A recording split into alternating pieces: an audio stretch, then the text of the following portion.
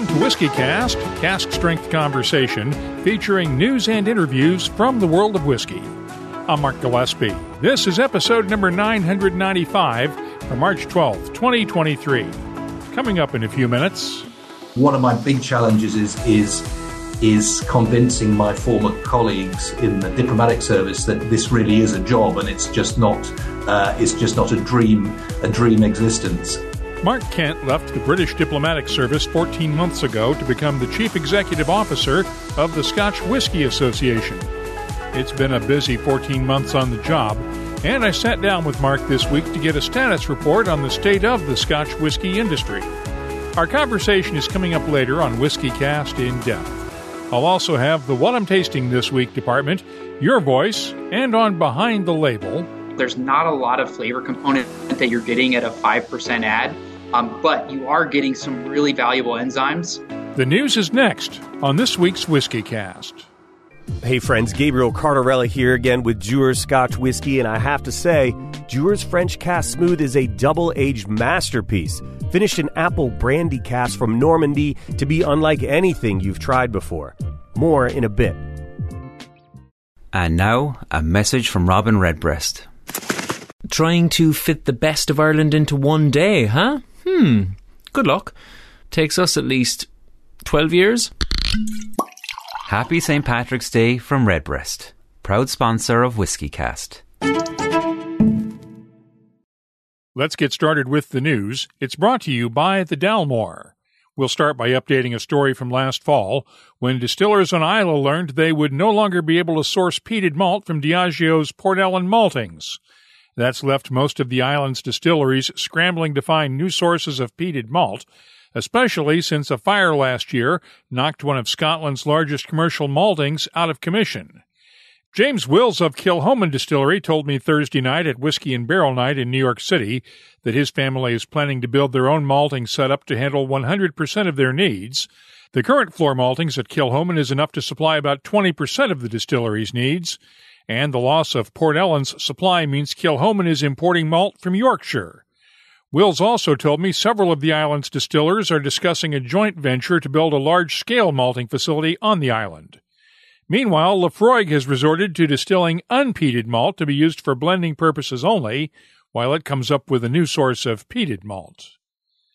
Elsewhere, U.S. spirits exports set a new record during 2022, valued at $2.6 billion. That's up 30% from 2021, and American whiskeys made up about 62% of those exports. Bourbon, Tennessee, and other whiskey exports gained 32%, coming in at around $1.3 billion. However, growth in the European Union and United Kingdom still has been affected by trade tariffs that were in place from 2018 through last year. Rob Marin of the Distilled Spirits Council says U.S. exporters are starting to regain some market share in Europe, but the U.K. still lags behind pre-tariff years. Exports have rebounded from the pre-tariff level. I mean, the last year, full year before tariffs were 2017. The growth to the EU and the UK lagged behind other markets. I think, if you look at the numbers, you see U.S. spirits exports are heavily skewed towards markets where the U.S. has trade agreements or through the World Trade Organization. The U.S. and those countries have eliminated tariffs on a bilateral basis. So I think it continues to show the importance of, securing new and additional market opening agreements that address tariff reductions to help ensure the continued growth of American spirits exports.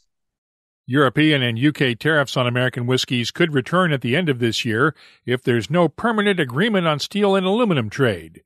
The European Union remains the largest single export market for U.S. whiskeys and other spirits at $703 million, more than double Canada's number 2 ranking. The UK is 3rd, Australia 4th, and Japan 5th. In other news, Bacardi has promoted Dewar's master blender Stephanie McLeod to Director of Scotch Whisky Blending. She'll continue to be responsible for overseeing production of Dewar's, the William Lawson's blend, and the 5 Dewar's single malts at Aberfeldy, Altmore, Craigellachie, the Deveron, and Royal Brackla. She's been charged with building up the blending team to support those whiskeys for the long-term future. Irish Distillers has released the latest in the Green Spot Wine Geese series. This time it's a collaboration with Canada's Quails Gate Winery. The winery was founded by Irish expats in 1908, and this green spot is finished in Quails Gate Pinot Noir casks. It'll be available in limited amounts for around $70 a bottle in the U.S., and will also be available in Canada, Ireland, France, the UK, and global travel retail. The Macallan is getting into the sherry business. The brand has taken a 50% ownership stake in Spain's Grupo Esteves in a deal that will give it exclusive access to the bodega's casks. Esteves's Valdespino sherry will become part of Edrington's portfolio of brands as a part of the deal. No terms were disclosed. And finally, Whistlepig Rye is giving 3 aspiring female distillers a chance at a 1-week externship this summer at the Vermont Distillery. Head distiller Liz Rhodes and head blender Megan Ireland are teaming up with other women in the spirits industry to lead the workshop. Applications are open now. There's a link for more details in the show notes for this episode at whiskycast.com. You can keep up with the latest news all week long at the WhiskyCast website. The news is brought to you by the Dalmore. Hello, Richard Patterson here, Master Distiller, Master Blender for the Dalmore. You know, whenever the team and I are in the world sharing our exceptional single malt, we like to keep in touch with Mark Gillespie and the latest news from WhiskyCast. If you haven't downloaded the new WhiskyCast community app yet, here's my personal invitation to join our growing online community of whiskey lovers. It's the best way to connect with other listeners and whiskey lovers around the world. You'll find conversation, education, and hopefully some inspiration too. It's free to download from the Apple and Google app stores. Just search for WhiskyCast Community. You can also find it on the web at community.whiskycast.com.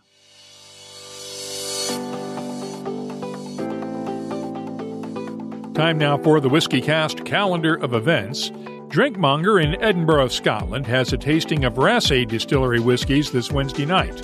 The Orlando Whiskey Festival is coming up on Friday night. Saturday brings the Lyon Whiskey Festival in France and the Spirit of Perthshire Whiskey Festival in Scotland. The Brandy Library in New York City has a Mortlock tasting next Tuesday night on March 21st. The New Orleans Bourbon Festival kicks off on Wednesday the 22nd and runs through the weekend. Whiskey X Chicago is on the 23rd, and the Graz Whiskey Messe is on the 24th and 25th in Graz, Austria. If you're organizing a whiskey event, let us know about it. We'll add it to the calendar at whiskycast.com and in the WhiskyCast community app. And now, a message from Robin Redbreast. The average college basketball power forward is 6'9", which, according to my rough calculations, is 16.5 times my height. I'll stick to aimlessly pottering around in back gardens. Proud sponsor of WhiskyCast. Redbreast. Pass it on. WhiskyCast In-Depth is brought to you by Mortlock and the Classic Malts lineup. It's been 14 months since Mark Kent became the new chief executive of the Scotch Whisky Association. The former British diplomat admits he didn't know much about whiskey when he took the job, and he's been getting plenty of on-the-job training. There's a lot affecting the Scotch whisky industry these days, from potential bans on advertising and marketing in Scotland to energy prices and free trade issues. I started our conversation by asking Mark Kent to describe the state of the Scotch whisky industry today. Well, I think we've been very encouraged by the resilience of the industry over the past kind of couple of years, coming out of COVID and with supply chain pressures, cost of energy, and despite all the supply side issues which the industry has been facing, we've seen very encouraging export figures which came out for 2022 just at the beginning of February, and those showed pretty much a growth in exports across the board. Now, I think part of this is going to be due to restocking after COVID, people traveling again and travel retail sort of picking back up. But even so, I mean, we've seen double-digit increases in a lot of markets. Our established markets like Europe and the US have done very well. The US is back to over £1 billion per year in terms of our £1 billion market. Europe has the EU 17% growth across the EU, and in some of the markets, our big three out of the top 10 are from Europe: Spain, Germany, and France, and they were all showing 30% increases. The big rise has been in Asia Pacific, as maybe you would expect, where we're seeing fast developing economies there. People have got more disposable income, and that has become our biggest region for sales. And in particular, India, we saw big year-on-year growth, which meant that India is now our largest market by volume, which has just overtaken France in that respect. So overall, very encouraging, especially given as I said, the supply side issues which we've been living through over the past couple of years. Let's talk about India for a second. You bring it up as having passed France as number one by volume. That's despite the extremely high tariffs that I know are a subject of the free trade talks that are coming up later this month. Are you hopeful that, well, let me put it this way. You're the fourth SWA executive I've talked to over the years that has tried to get the tariffs down in India, and so far there's not been any luck. Do you think that this might be the time, finally, when the tariffs can come down? Well, I think, first of all, I mean, you're right. Negotiating a free trade agreement is always sort of quite a multifaceted issue, and Scotch isn't the only item on the agenda. There's a lot of issues which both sides need to deal with.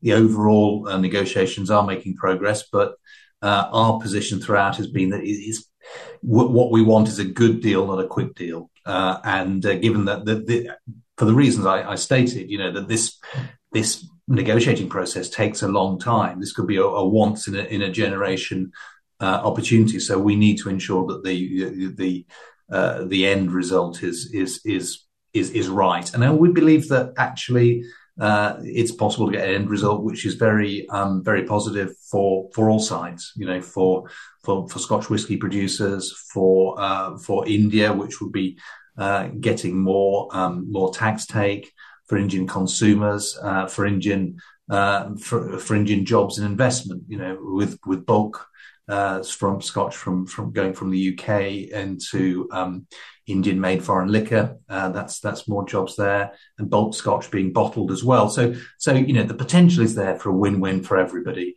and we're obviously working closely with the British government and with our colleagues in India and the industry to ensure that the right deal, the details are right. Let's move on to taxes now. You mentioned tax revenue, and obviously the Chancellor's budget address is coming up, I believe, next week. And you're hoping for another freeze, extending the current freeze through August. How confident are you that you can get a freeze this time, given that the current Chancellor has indicated a desire to change the tax structure for whiskey and distilled spirits? Well, I mean, that's right. I mean, there's two things. There's the level of tax and the freeze, and then the structure itself. And we've always been quite consistent that, alcohol should be taxed consistently. Doesn't matter what the form is, there should be a fair system of tax across the piece.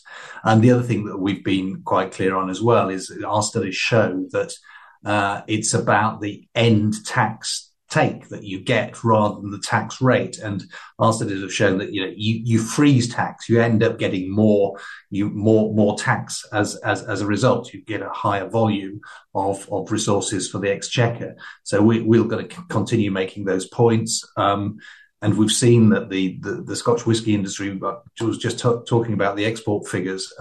We need that domestic stability, that domestic support to enable us to keep on investing into the UK, into Scotland in particular, and bringing more jobs to the country, more income to the country. So we've been an economic anchor through very difficult times, and we're ready to keep on doing that and growing further. But we do need need that support back at home as well. I'm sure you don't need me to tell you that at the moment 70% of the cost of an average bottle of Scotch goes in tax. So it's not like we're not already contributing. It's something like, I think, the fourth highest tax rate in the world. So it's important we have a dialogue with government on issues like this. On a similar note, there was talk in the Scottish Parliament, in the Scottish government, about taxing Scotch whisky as well, and on top of the current excise tax. I don't think that's actually gotten as far as legislation yet, but obviously that's got to have you somewhat nervous. Well, I mean, I think if you're referring to the sort of suggestions there should be some sort of windfall tax on Scotch, no, that these don't. I don't think these have gone forward, and for the quite simple reason, I would say that there is no windfall. This isn't something that's fallen out of the sky. Scotch, as exports, have done really well and brought in investment and jobs because it's a very competitive product and a very competitive and resilient industry. So all these impressive results that we're seeing, despite all these difficulties, is the result of a lot of application by the Scotch whisky industry. So this is not a windfall. This is a very competitive industry that we're talking about, and it should be supported in its home base. Moving on, let's talk about the Scottish government. What have you guys done to make them mad? Because it seems like we're seeing no end of legislative proposals targeting Scotch whisky, from a potential ban on peat to everything under the sun. The DRS scheme, marketing and advertising regulations. It seems like the SNP government really has it out for Scotch whisky right now. Well, I'd hope that's not the case, actually, and I don't think it is the case. I think, and we saw just a couple of weeks ago the recognition by the First Minister of the importance of Scotch to the Scottish economy. I think what I would say is that it's important that we, as an industry and wider industry, work together with the government to ensure that we can support them in their aims. And let's be clear, a lot of the aims of what they're trying to do, we share. So, if we're talking about peat, absolutely right that we try to preserve our sort of natural resources and work with peat in a way that's as environmentally friendly as possible, as economically as possible. And bearing in mind that the Scottish government has recognised the special situation of the industry, and that it's a really very small part of the extraction of peat. So we're not the main kind of focus of this consultation on peat. If you look at DRS, again, sustainability really important. It's the sort of centerpiece of our industry. It's important that we go towards the targets of carbon neutrality. We look at recycling very, very carefully. So we agree with the overall approach of the overall targets, but it's important to have a policy which actually can be implemented. So, it's important to have that dialogue with industry so that you can achieve your policy objectives. Because what we want to see is, even if there's a delay, we want to see a successful scheme, not rushing to have something which is simply not going to work. And again, let's be clear, this isn't just about the Scotch whisky industry. This is about drinks industry across the piece, soft drinks, other alcoholic beverages, and there's a pretty common position amongst everybody, and we've been making that clear individually and as part of a wider grouping, to say that we want to support you in these ambitions, but please let's talk about doing it in a way that's going to make sense for the government, industry, and the consumers. And similarly, alcohol marketing, we absolutely want to do everything we can to prevent alcohol abuse, to prevent underage drinking, drink driving, all these harms. And the question is how you do that in a way which doesn't cause collateral damage to Scotland's economy, to Scotland's tourism, to Scotland's communities. And again, so it's important we take a holistic approach to these issues, and we've seen that on the alcohol marketing consultation, clear views from the tourism sector, from Scotland's communities, from sporting bodies. So again, it's about working in partnership to achieve an outcome which is beneficial for society and the economy. Scotland is undergoing its first leadership change in a number of years, with Nicola Sturgeon stepping down as First Minister and head of the SNP. How important is it to you to have political stability in Holyrood and an SNP government that you can work with? Well, I mean, we look to work with. I mean, we're a trade association, so we will work with whichever government is in power, and that goes for the UK and that goes for Scotland. And we pay tribute to the fact that Nicola Sturgeon has been in office for so long and has played such a prominent part in political life, public life. So obviously we're interested in the outcome of the leadership contest, but we will be ready to work in that spirit of partnership, which I've just talked about, with whoever is selected as the next leader of the party and then eventually as the next First Minister. Do you have a preference? No, it's not for us to have a preference, and I think that what we'll have a preference is whoever's willing to work with us, and whoever wants to understand the very special role which the Scotch whisky industry plays in Scotland and the wider UK. I mean, we are 25% of all of the UK's food and drink exports, so it is an iconic Scottish product, but it's also a very important global export, where 90% of our production, as you know, is exported to over 170 countries throughout the world. So we are an important sort of industrial player, and we want to play our part in the economic success of Scotland and of the UK. What stability or signs of stability do you need to see, or do your members need to see, for continued investment? We've seen a lot of investment in new distilleries and new visitor centers over the last decade or so. But when the government starts talking about limiting marketing and advertising, and it could be seen as taking a shot at visitor centers or affecting the way visitor centers operate, what sign of stability do you need to see?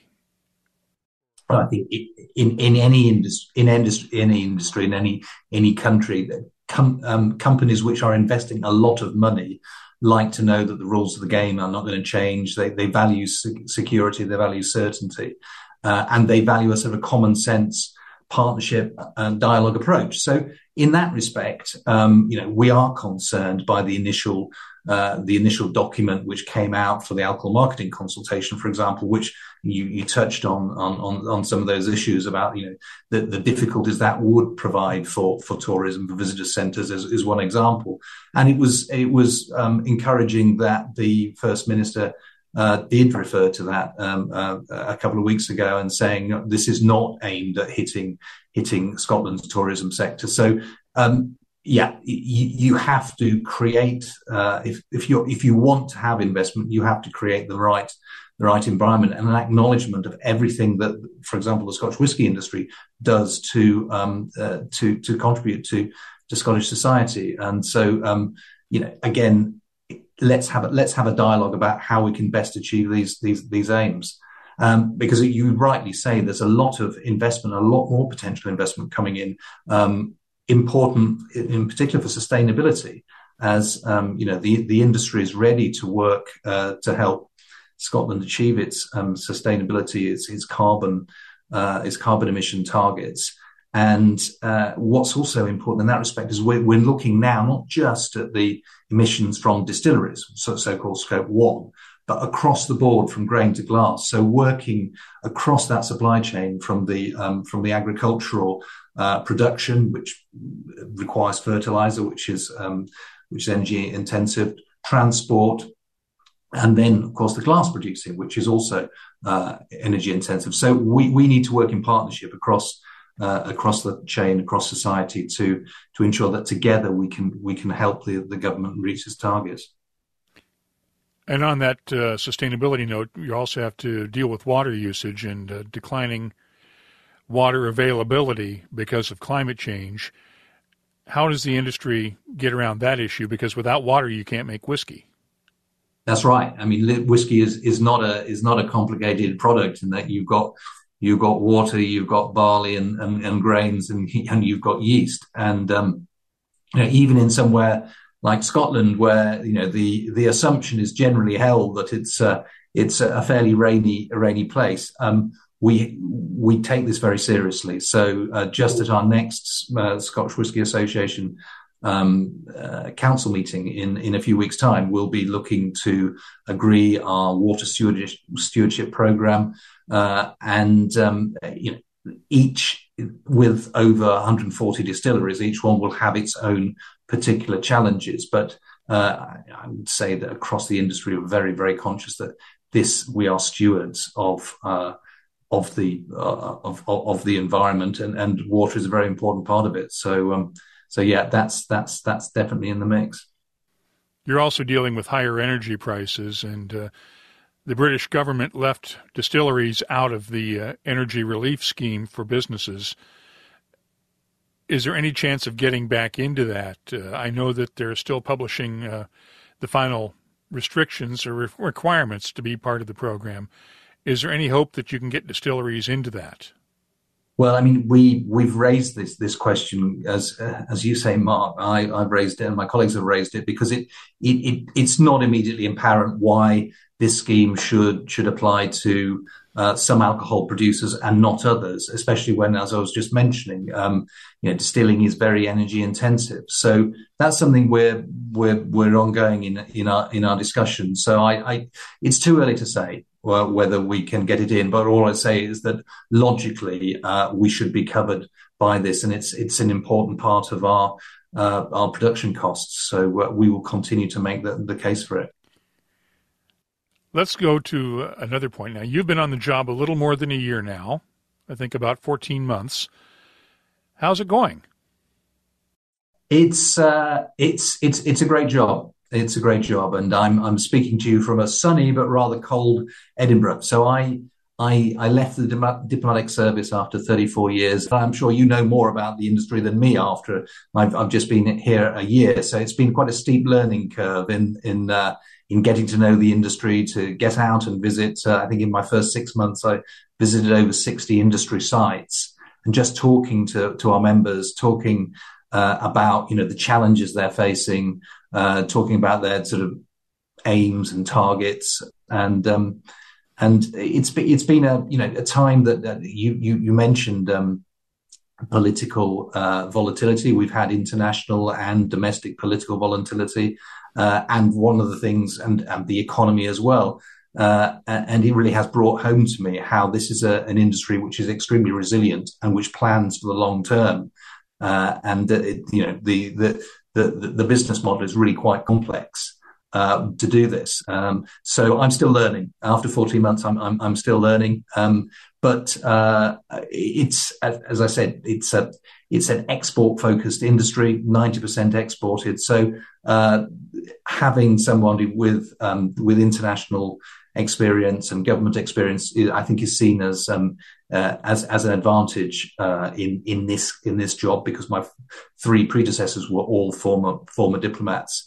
And when I mentioned in my application interview about the fact that I wasn't a whiskey expert, I was told, "Don't worry, we've got a lot of whiskey experts. What we need is somebody with that kind of international profile." So it's a job that one of my big challenges is convincing my former colleagues in the diplomatic service that this really is a job, and it's just not a dream existence.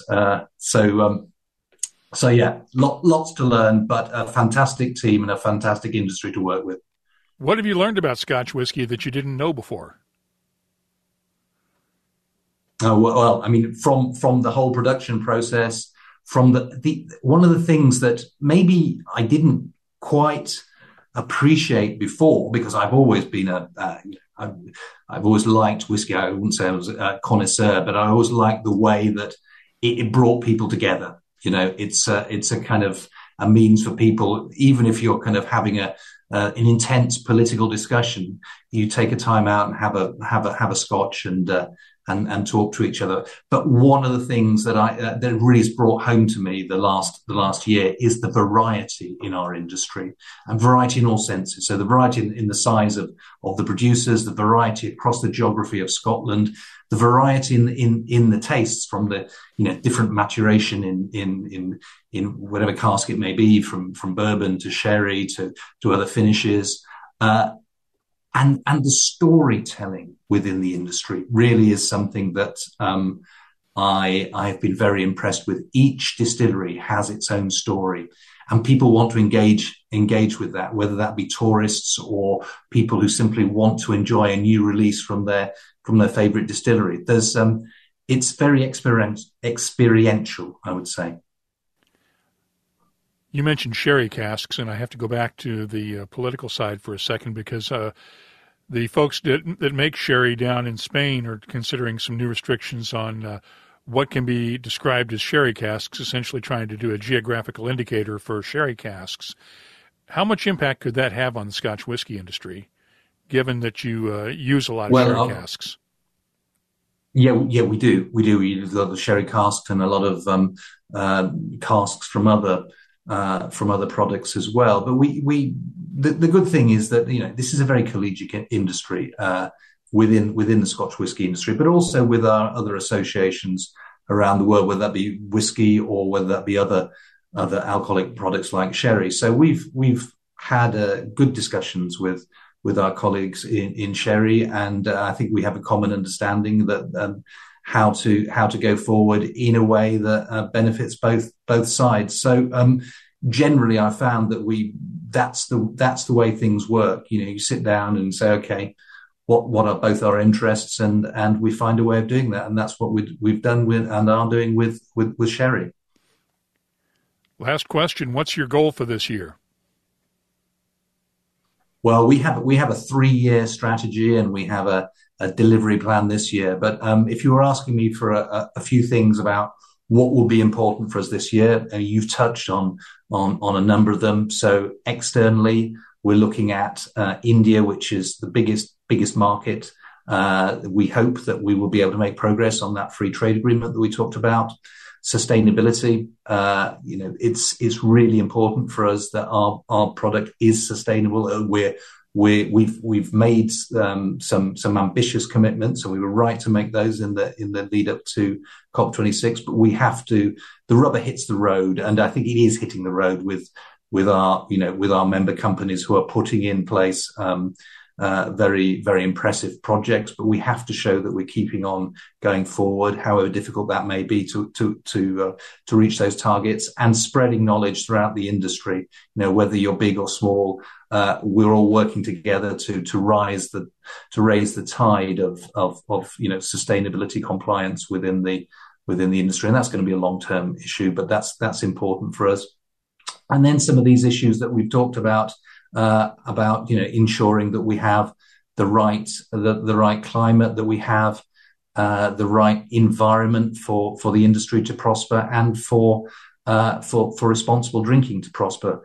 We haven't touched on it, but what we're seeing is increasingly premiumization across the world. So people are drinking not necessarily more; people are probably drinking less, but drinking better, and really savouring a sort of a top class product. So it's about continuing in that way: premiumization, responsible drinking, some of the issues that we've touched on about the role of alcohol in society. We want people to enjoy responsibly. We want to work together with governments to ensure that's the case. We want to work to help combat illicit alcohol. All of these strands, I think, will continue to be there, Mark. But we will keep on going. I think, as I mentioned before, one of the things that has been impressive is the resilience of the industry and that long-term strategic vision, which is going to be around, and it has to be around if we're going to continue to put in the performances that the industry has put in over the last year or so. Thanks to Scotch Whisky Association Chief Executive Mark Kent for spending some time with us on this week's WhiskyCast In-Depth. It's brought to you by Mortlach, whiskey's best-kept secret. Hidden away for decades in some of the world's most famous Scotch whiskies comes a single malt inspired by an original for a fortunate few. Discover the entire Mortlock lineup at malts.com.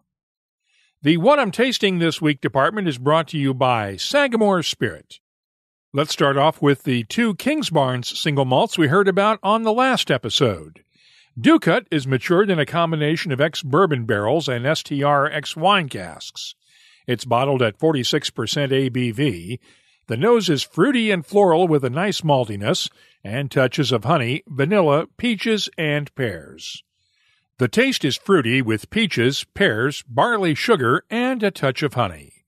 The finish is long with a fruity tartness and hints of barley sugar and honey, and I'm scoring the Kingsbarns Ducat single malt a 92. Now, the Balcomie single malt from Kingsbarns is matured in Oloroso sherry casks. It's also bottled at 46% ABV. The nose is rich with dark fruits, raspberry jam, cherries, and a hint of butterscotch. The taste is jammy with raspberries, dark fruits, cherries, and subtle spices that come alive leading into the finish. It's long with touches of cinnamon and white pepper balanced out by fresh berries and touches of plums and raisins. I'm scoring the Kingsbarns Balcomie a 93. I'll have more tasting notes in just a minute, but first, our tasting notes are brought to you by Sagamore Spirit, a 150-time award-winning Maryland-style rye whiskey. With a determined focus to create the best rye whiskey imaginable, their team of distillers crafts each spirit with a nod to both tradition and innovation. Find their signature, double oak, cask strength, or reserve series ryes, as well as their line of premium rye whiskey canned cocktails at a retailer near you. Visit sagamorespirit.com/find-rye. Please drink responsibly. Michter's is out with the 2023 edition of its 10-year-old single-barrel bourbon. It's bottled at 47.2% ABV. The nose has touches of toasted caramel, oak, honey, vanilla, a hint of pipe tobacco, and black cherries. The taste starts off creamy at first, followed by a burst of black pepper along with black cherries, caramel, oak tannins, and honey. The finish is long and dry with lingering spices and touches of black cherries and dried fruits in the background. I'm scoring the 2023 Michter's 10-year-old single barrel a 93. Finally, let's look at the new WhistlePig 21-year-old single malt. This one comes from an undisclosed Canadian distillery and is finished in WhistlePig rye barrels. It's bottled at 46% ABV. The nose has a nice balance of baking spices, molasses, and red apples. The taste is full of clove and cinnamon, along with a hint of nutmeg and touches of molasses, honey, red apples, and a hint of anise. The finish is long, dry, and spicy with a touch of oak. And I'm scoring the WhistlePig 21-year-old single malt a 94. The What I'm Tasting This Week department is brought to you by Sagamore Spirit. I'll be adding these tasting notes to our searchable list of more than 3,400 different whiskeys from all over the world. Check it out this week at whiskycast.com. Gabriel here again. Dewar's Master Blender Stephanie McLeod has been doing some amazing things with cask finishing lately, and Dewar's French Cask Smooth is no exception. It's the 5th addition to the Dewar's Cask Finishing series. This 8-year whiskey is double-aged, then finished in Calvados casks to blend together the best of Scottish distilling and aging with the finest in French brandy maturation. The nose is sweet honey and citrus in perfect balance. Taste it, and you'll get this unmistakable note of baked apple, citrus, and a hint of cinnamon spice. Now, I recommend it this time of year as an apple cinnamon highball, using lemon juice, simple syrup, unfiltered apple juice, and club soda, or simply enjoy it on its own. Either way, it's a specially crafted reward for your curiosity. Let's open up the inbox now for your voice. This week I asked on Twitter and in the WhiskyCast community app whether you prefer corks on your whiskeys or whether screw caps are okay. We got 2 different answers. In the WhiskyCast community app, 57% preferred corks to screw caps, while on Twitter, 54% said screw caps are okay. Just a few of the responses. Martin Fielder said this in the app: Can I vote synthetic cork? I like the sound and feel, but I don't like a broken cork. I really like the glass ones like Waterford and some single cask Nation bottles. On Twitter, Alan Chanel said, a pricey bottle with plastic cork feels like a letdown when you open it. Still, the taste reigns supreme. Benjamin Reed at Ranger Rick on Twitter said, screw caps don't fall apart. Please, let's eradicate corks. I care about good whiskey more than a nebulous tradition. And from Laurie Fleming, the sound of a cork being extracted is unparalleled, but if we can accept screw caps on wine, I assume they'll be the same for whiskey. Spencer Schulte added this, Westland whiskey has a screw cap, and I actually love it. Wish more distillers would choose the same. A few minutes later, Westland's official Twitter account responded with this, Gulp, we've just changed to cork in the last month or so. Thanks to the more than 400 people who voted on Twitter and the WhiskyCast app. If you have something you'd like to share with whiskey lovers around the world, you can always find me on social media or in the app. Just look for WhiskyCast on Twitter, Facebook, and Instagram, or you can just email me. The address is comments@whiskycast.com. Let's close out the show now with Behind the Label, our look at the history, science, and people who make whiskey unique. It's brought to you by Writer's Tears. Our question this week comes from Willem Killian in the WhiskyCast Community App's Talking Points group. Does adding 5 to 10% malted barley to a mash bill of other unmalted grains really provide enough enzymes into the mix to break down all the starch present into sugar? I know that a single enzyme can process many starch molecules. Even so, that amount seems a bit low, and I wonder if it's necessary to supplement the naturally occurring enzymes in such a mash bill. Is the 5 to 10% malted barley added purely for the enzymes it contributes, its contribution to flavor, or a bit of both? Well, to get the answers to Willem's questions, I talked with Ryan Norwood, the head distiller at Sagamore Spirit, where they make their whiskey from 95% rye and 5% malted barley. Here's what Ryan had to say. The biggest thing we're looking for when we use malted barley is the enzymatic activity and properties of malted barley. There's not a lot of flavor component that you're getting at a 5% add, but you are getting some really valuable enzymes. The two main ones that are going to come from malted barley are going to be our beta and alpha amylase. And those are going to be used to help us yield and get as much starch broken down into more digestible, metabolizable sugars for yeast. With it only being about 5%, that is not enough to convert all those starches into metabolizable sugars. So we do have to purchase commercially available enzymes to help push that along as well. Just like anything, we're trying to get the highest yield of sugar out of our grain that we can. And that allows us to be able to do that. And obviously with single malt whiskey, at least in Scotland, they're not allowed to use enzymes, but at 100% malted barley, it produces enough enzymes, theoretically, right?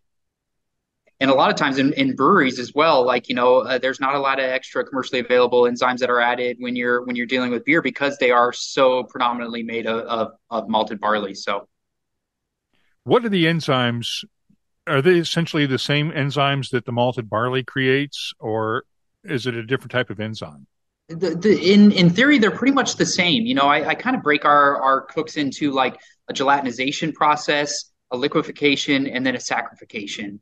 And so during that gelatinization, one of the big enzymes that we're looking for, especially as a rye producer, is we're doing beta-glucanase. So rye has a lot of these, what they call beta-glucans, which are these really viscous, sticky sugars. And so during the process of gelatinization, you're trying to bring those starches out of the grain. You're trying to get as much starch out of the grain as you can. And during that cooking process, you can actually physically watch that mash getting thicker as that process is happening. So what we need to do is once we've pulled all those starches out of the grain is we need to liquefy it and break some of those starches up a little bit. And so the first enzyme we're usually going to add is a beta-glucanase. And that's going to break some of those sticky sugars up and liquefy the process a little bit more. And you can almost immediately mark as soon as you add it, you can watch it start to thin out a little bit. And what that's going to do is that's going to allow for those later processes, that liquefaction and that saccharification, to be able to get you to yield as much sugar as you can. The use of enzymes is different from distillery to distillery. For instance, the standard mash bill at Jack Daniel's calls for 12% malted barley, and they do not use added enzymes in their mashing. Of course, enzymes are banned in Scotland, but when you're making single malt whiskey from 100% malted barley, there are more than enough natural enzymes to go around. Willem, thanks for your question. I hope we answered it. If you have something you'd like us to look at on an upcoming episode, just use the contact form or the WhiskyCast community app to get in touch with us. Behind the Label is brought to you by Writer's Tears. Writer's Tears Copper Pot, an 18th century style of premium Irish whiskey, blended from single pot still and single malt. Like yourself, it's one of life's treasured rarities, and what's rare is wonderful. Writer's Tears Copper Pot. That's all for this edition of WhiskyCast. You'll find links for the stories in this episode in our show notes at whiskycast.com. That's also where you'll find the latest whiskey news, my tasting notes, the calendar of events, the whiskey photo of the week, and, of course, a complete archive of past episodes going all the way back to 2005. Get in touch with us on Twitter, Instagram, and Facebook at WhiskyCast, or you can use the new WhiskyCast community app. The email address is comments@whiskycast.com. And now, a message from Robin Redbreast. Small batch. How would you describe it? It's like an Irishman's understanding of baseball. Extremely limited. Proud sponsor of WhiskyCast. Redbreast. Pass it on. Friends, it's me again, reminding you to try Dewar's French Cask Smooth Blended Scotch Whisky. The best of two cultures and traditions in one beautiful bottle.